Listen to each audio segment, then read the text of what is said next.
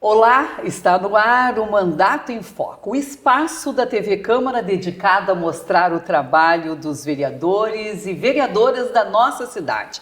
Aqui você acompanha de perto as ações e projetos, ideias que impactam a vida da população. Transparência, diálogo, prestação de contas, porque o mandato é público e você tem o direito de saber. A nossa convidada de hoje é uma vereadora muito querida por todos, vereadora Regininha, da bancada do Partido dos Trabalhadores.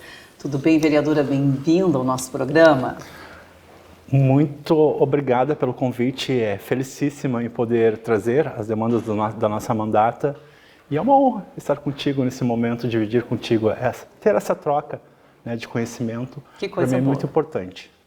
Vereadora, a senhora fez história ao se tornar a primeira mulher travesti eleita para o Legislativo Municipal e recentemente reeleita, né? O que representa para ti ocupar esse espaço e abrir caminho para outras pessoas trans na vida política?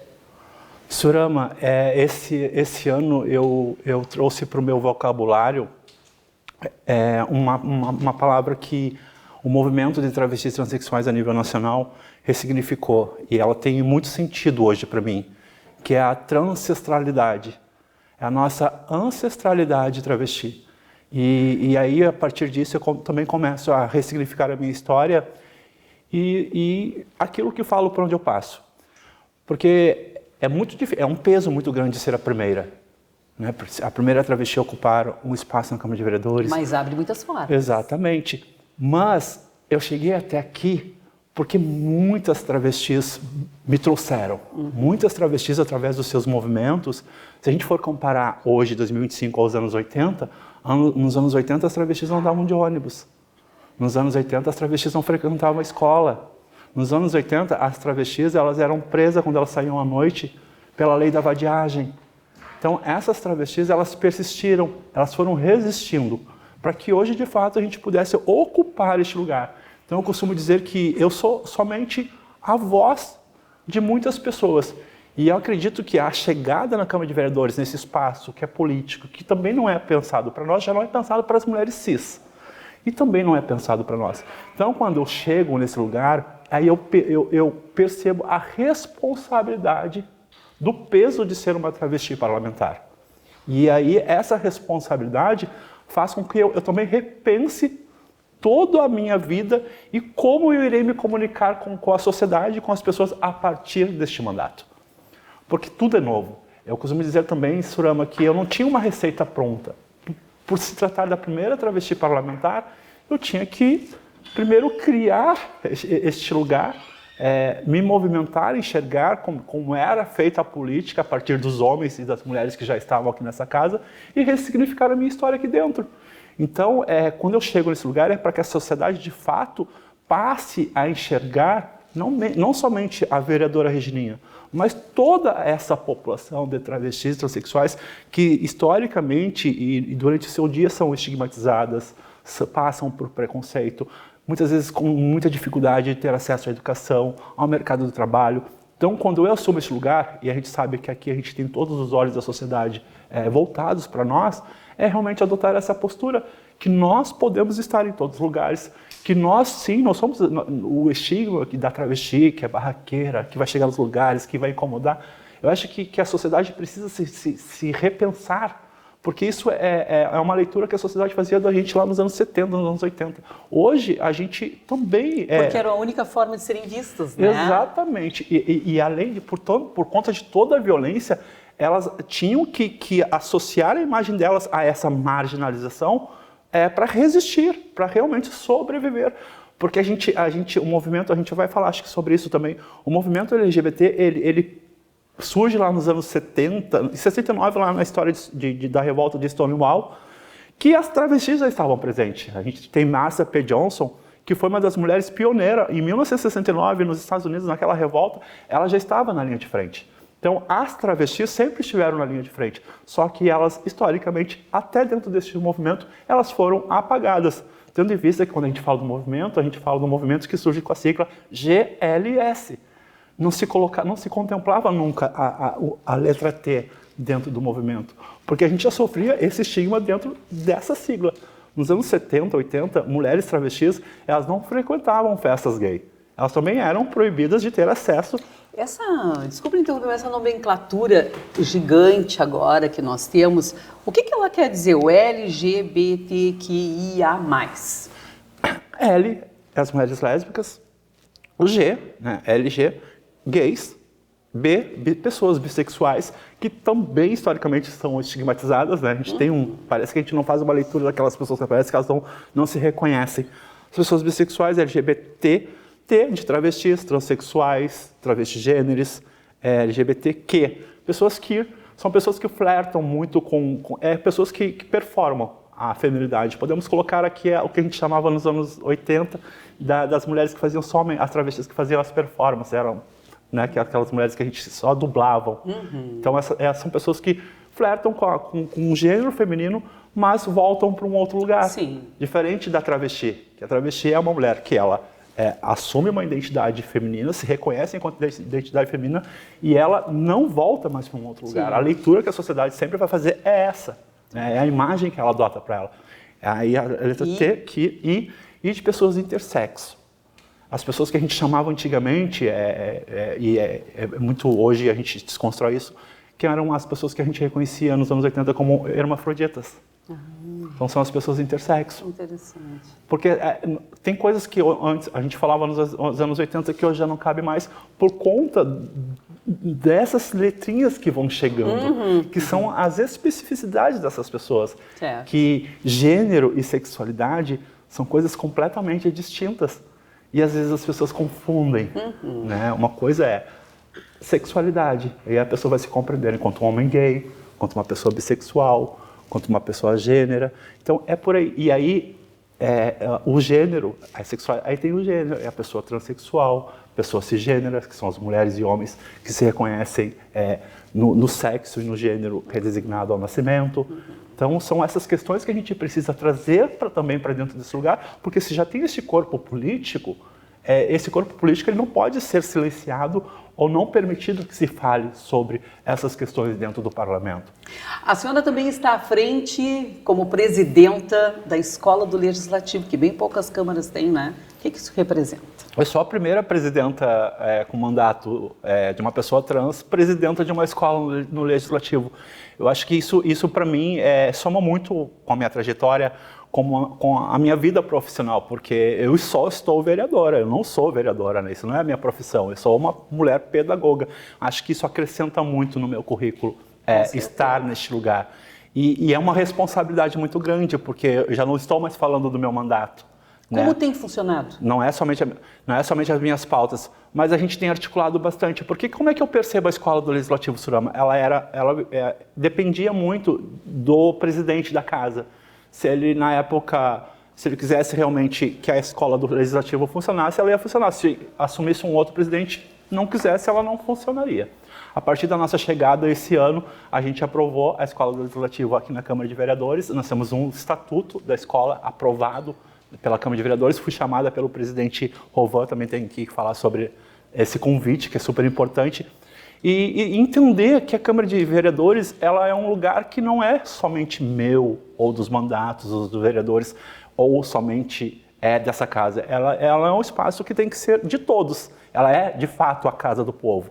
E quando eu assumo este lugar, e a gente faz esse exercício com os servidores que a gente tem conosco também dentro da Câmara de Vereadores, o Fernando tem auxiliado muito nessas questões, e a gente abre o espaço para que as pautas estejam aqui dentro da casa e para ter essa aproximação com as pessoas, a aproximação com a sociedade, a aproximação com a sociedade como um todo e trazer também algumas pautas para dentro da casa que são super importantes. A gente já começa com o primeiro curso com o próprio servidor Roger, um curso de cerimonialista que é super importante para as assessorias e para os próprios vereadores e vereadoras da casa, mas também a gente traz algumas pautas que vêm de fora para dentro, como o letramento racial. A gente já teve uma primeira conversa, um primeiro encontro com essa pauta dentro da casa, porque muitas vezes eu, enquanto mulher travesti branca, tenho sim uma educação que é racista. Então, enquanto pessoa, vou me desconstruindo.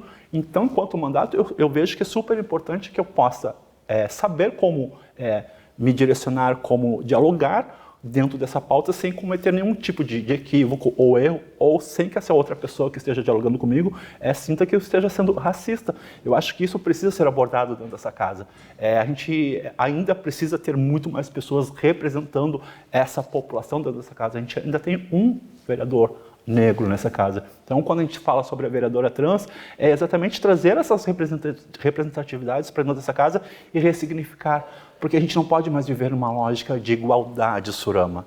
A igualdade, ela é excludente, porque a gente tem que chegar às pessoas dentro da sua equidade. Exatamente. E aí a gente vai acertando os passos. Porque nós não somos iguais, Exatamente. Né? As minhas necessidades enquanto mulher travesti não são as mesmas necessidades da mulher Surama, da mulher cis Surama. E a gente nem quer que seja igual, né? Exatamente. Porque não somos seres iguais. E eu não quero estar no teu lugar e eu tenho certeza que tu não quer estar no meu, porque respeitar sobre os isso. Espaços. Exatamente. Né? Eu acho que todas as pessoas devem se somar. Então,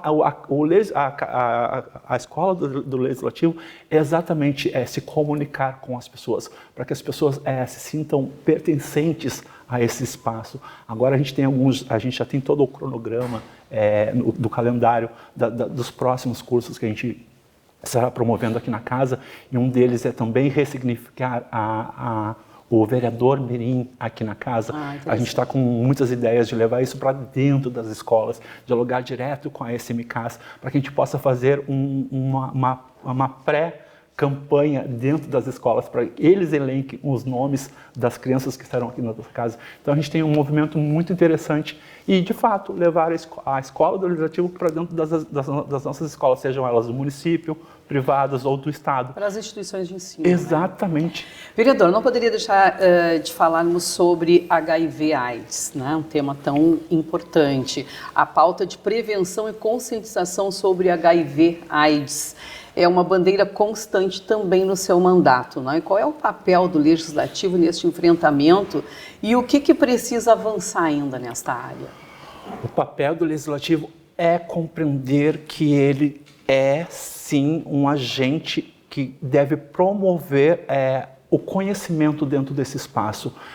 O HIV não pode ser uma pauta que seja perpassada somente pelo mandato da vereadora Regininha. Eu não posso ter somente essa responsabilidade, não pode ser somente minha, porque esse corpo já carrega esse estigma. Né? A gente vive uma sociedade que nos anos 80, com o surgimento do HIV, ela não quis acreditar que este vírus infectaria a todas as pessoas. Ela inventou naquela época que esse vírus era um câncer gay. Então esse estigma ficou durante muito tempo jogado no movimento social. Então o movimento LGBT, ele meio que as pautas dele se cruzam com a pauta do HIV. Acho que é muito importante a gente falar aqui que no surgimento da AIDS, os homens gays foram os mais atingidos. E naquela época, homens gays não podiam doar sangue.